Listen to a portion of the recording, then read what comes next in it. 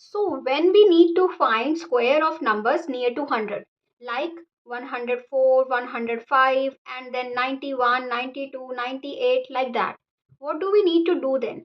Just see how, first write 107 as it is, then just see how much it is more than 100. It is more than 100, right? So you will add 7 because it is 7 more than 100, and then you get 114 here, and then you just find the square of this number and then you put it here. This is the answer. Now here, so you will write 109 as it is, and it is 9 more than 100. Then you will write 118 because 109 plus 9 is 118, and then you do 9 square, it is 81, right? Now here it is less than 100, 93.